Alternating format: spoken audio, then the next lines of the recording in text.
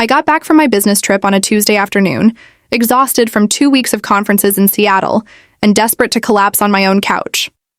I'd barely pulled my suitcase out of the car when Mrs. Chen appeared at the fence separating our driveways. "Oh, thank God you're home," she said, her face pale. "I was about to call the police." I froze, keys in hand. "What's wrong?" "There was screaming coming from your house." "Terrible screaming." "For days." She twisted her hands together anxiously. "I thought maybe you'd come home early and something awful had happened."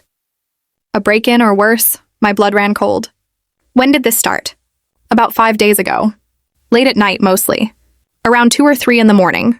A woman screaming, crying, begging someone to stop." Mrs. Chen lowered her voice. "I almost called 911 3 times, but I didn't see any cars in your driveway, and I knew you were away on business. I thought maybe it was coming from another house, but it was definitely yours." I stared at my house. It looked normal, untouched, exactly as I'd left it 2 weeks ago. "Mrs. Chen, I live alone. There's no one else who has keys." My mind was racing. "Are you sure it was coming from my house?" "Positive. My bedroom window faces your living room. The screaming was coming from there." She paused. "Last night was the worst. I almost called the police then, but this morning everything was quiet, so I waited to see if you'd come home." My hands were shaking as I unlocked my front door. I half expected to find my house ransacked, signs of a break-in, something to explain what Mrs. Chen had heard. Everything was exactly as I'd left it. The mail I'd stopped before leaving was still on hold. The plants were drooping slightly from lack of water, but otherwise fine. No broken windows. No signs of forced entry. Nothing out of place except for one thing. My laptop was open on the coffee table. I distinctly remembered closing it before I left. I approached it slowly, my heart pounding. The screen was dark, but when I touched the trackpad, it lit up. What I saw made my stomach drop. A video file was open, paused mid-playback. The thumbnail showed my living room, this room, from the perspective of my laptop's camera. I could see my couch, my bookshelf, the window behind them. With trembling fingers, I pressed play. At first, there was nothing. Just an empty living room at night, illuminated by the streetlight coming through my window. The timestamp showed 2:47 a.m. 5 days ago. Then I heard it. A woman's voice screaming. Not from the laptop speakers, from somewhere else in the house. "Please. Please, no, stop." The screaming was desperate, terrified, heartbreaking. I watched the video as the sound continued, echoing through my empty house in the recording. The camera showed nothing but my vacant living room, but the audio was unmistakable. My hands were shaking so badly I could barely control the mouse. I fast-forwarded. More screaming at 3:15 a.m., then silence. Then, the next night, more screaming starting at 2:33 a.m. Someone had turned on my laptop's recording software while I was gone. Someone had recorded whatever was happening in my house. But who? And why? I checked the laptop's history. The recording software had been activated remotely 5 days ago. The login credentials were mine, but I certainly hadn't done it. Then I saw the search history. My blood turned to ice. How to access someone's computer. Remotely. Installing spyware without detection. Recording audio from distance. Halfizwai to scare someone out of their house. The searches had been done from this computer, but not by me. I scrolled further back and found something that made my skin crawl. Market value homes in Maplewood. Neighborhood. How to force a property. Sale. What happens when someone abandons property? I grabbed my phone and called the police. 2 officers arrived within 20 minutes. I showed them everything, the laptop, the recordings, the search history. One officer went outside to interview Mrs. Chen while the other examined my house for signs of break-in. "Ms. Torres, do you have any idea who might have access to your computer?" The officer asked. "No one. It's password protected. I take it with me everywhere except..." I stopped. "Except I left it here when I went on my trip. I didn't think I'd need it. The company provided laptops for the conference." "And who knew you'd be gone for 2 weeks?" "My family, my boss.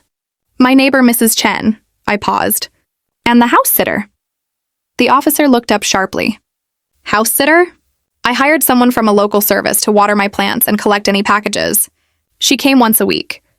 I pulled out my phone and found the confirmation email. Her name is Kayla Morrison.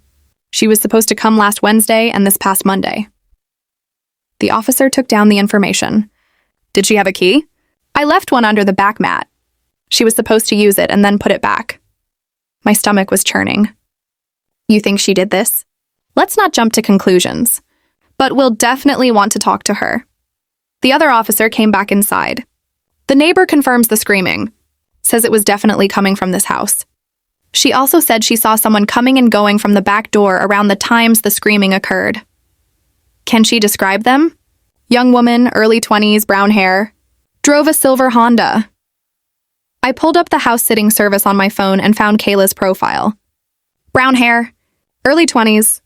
The photo showed her smiling next to a golden retriever. The officer nodded grimly.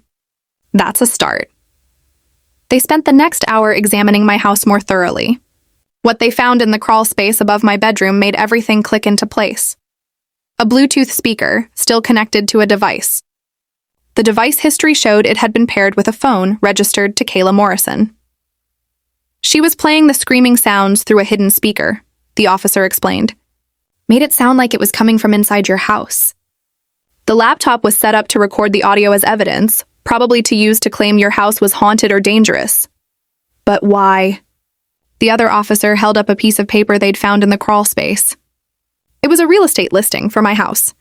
For sale by owner, priced significantly below market value. I never listed my house, I said. We know. But look at the contact information. The listing showed an email address and phone number I didn't recognize. A quick search showed the phone number was registered to a real estate investment company called Morrison Properties, LLC. Let me guess, I said. Owned by Kayla Morrison? The officer nodded. Or a relative. We'll find out. It took the police 3 days to piece together the full scheme. Kayla Morrison was the daughter of real estate developer James Morrison. They'd been buying up properties in my rapidly gentrifying neighborhood for years, usually paying below market value to elderly or desperate homeowners. When those tactics didn't work, they got creative. Kayla had been working for the house-sitting service for 6 months, gaining access to homes when owners were away. She'd target properties her father wanted, then create problems, strange noises, mysterious incidents, anything to make the neighborhood think the house was troubled. The goal was to get me so scared or frustrated that I'd sell quickly and cheap, preferably to Morrison Properties, who would coincidentally reach out with a generous offer right when I was most vulnerable. They'd done it to at least 4 other homeowners in the neighborhood. All had sold to Morrison Properties for 30-40% below market value. Mrs. Chen mentioned her house had strange occurrences last year before the Patels sold it, the officer told me.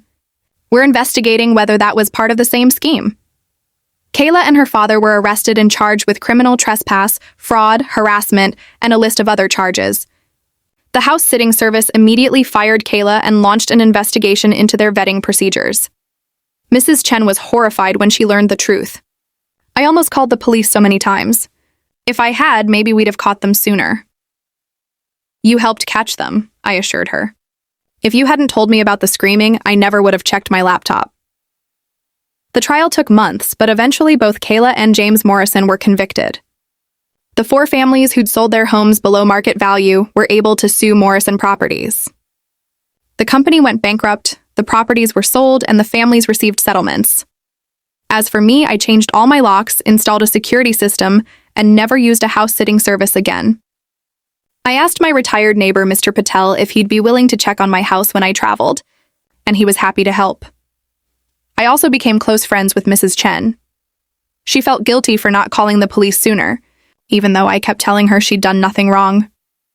I just kept thinking it couldn't be real, she said one evening over tea in my living room, the same room where the fake screaming had supposedly occurred. Who would go through all that trouble just to scare someone into selling their house? People who value money more than humanity, I said. 6 months later, I was watering my plants when Mrs. Chen called over the fence. There's a new house-sitting service advertising in the neighborhood newsletter, she said. Should we be worried? I smiled. Let's just say I'm now part of a neighborhood watch group that vets all service providers. We've got this covered. Good, because I was